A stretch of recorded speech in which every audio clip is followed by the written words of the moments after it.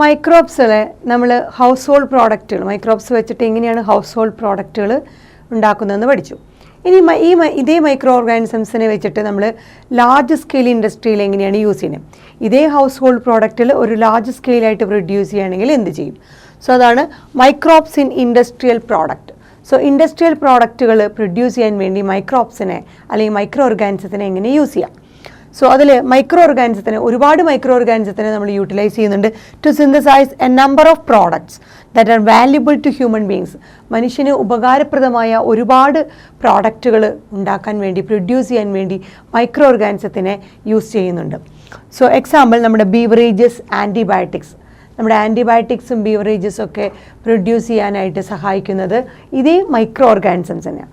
അപ്പോൾ ഈ പറഞ്ഞ മൈക്രോ ഓർഗാനിസത്തിനെ ലാർജ് സ്കെയിലായിട്ട് ഒരു ഇൻഡസ്ട്രിയൽ പ്രോഡക്റ്റാക്കി മാറ്റുകയാണ്.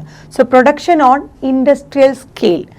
ഒരു ഇൻഡസ്ട്രിയൽ സ്കെയിലിൽ പ്രൊഡ്യൂസ് ചെയ്യണമെങ്കിൽ മൈക്രോബ്സ് എങ്ങനെ അവരെ വലിയ ലാർജ് വെസൽസ് തന്നെ പ്രൊഡ്യൂസ് ചെയ്യണം, ഗ്രോ ചെയ്യണം. So production on industrial scale requires.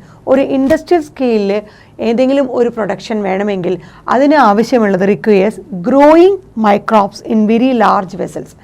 ഈ മൈക്രോ ഓർഗാനിസത്തിനെ വലിയ ലാർജ് വെസൽസുകളിലാണ് ഗ്രോ ചെയ്തെടുക്കേണ്ടത്. എന്നാൽ മാത്രമേ നമുക്ക് ആവശ്യമുള്ള ഒരു ഹ്യൂമൻ ബീയിങ്ങിന് ആവശ്യമുള്ള വാല്യുബിൾ ആയിട്ടുള്ള അത്രയും പ്രോഡക്റ്റുകൾ ഇൻഡസ്ട്രിയലായിട്ട് പ്രൊഡ്യൂസ് ചെയ്യാൻ പറ്റുള്ളൂ.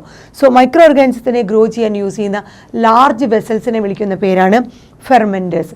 സോ വലിയ വെസൽസായ ഫെർമെൻറ്ററുകളിലാണ് നമ്മുടെ മൈക്രോ ഓർഗാനിസത്തിനെ ഗ്രോ ചെയ്ത് നമ്മൾ ഈ പറയുന്ന ഇൻഡസ്ട്രിയൽ പ്രോഡക്റ്റ് ലൈക്ക് ബീവറേജസും ആൻറ്റിബയോട്ടിക്സും ഒക്കെ പ്രൊഡ്യൂസ് ചെയ്യുന്നത്.